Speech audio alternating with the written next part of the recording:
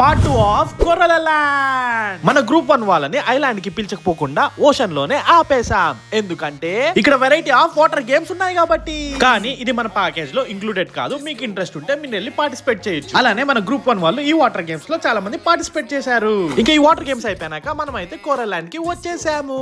ఇక్కడికి రాగానే మన చింటుగాడికి హలో చెప్పేశాను. మనోడు ఏమన్నాడు తెలుసా? చై తీరలేకపోతే అని అనిండు. మనకెందుకులే అని మన అనిల్ భయ్య మన గ్రూప్ 1 వాళ్ళకి గైడెన్స్ ఇస్తుండు. అది ఏంటంటే మనకి ఇక్కడ 1.5 hour టైం మన పర్సనల్ గా మన కోరల్ ఐలాండ్ ని ఎక్స్పీరియన్స్ చేయొచ్చు. అందుకే నేనైతే రెంటెడ్ బైక్ తీసుకొని కోరల్ ఐలాండ్ ని ఎక్స్ప్లోర్ చేయడానికి స్టార్ట్ అయ్యా. మౌంటైన్ టాప్ వ్యూ నుంచి కోరల్ ఐలాండ్ చూస్తుంటే పవర్ఫుల్ ఉంది. అప్పుడే నాకు ఒక డైలాగ్ గుర్తొచ్చింది.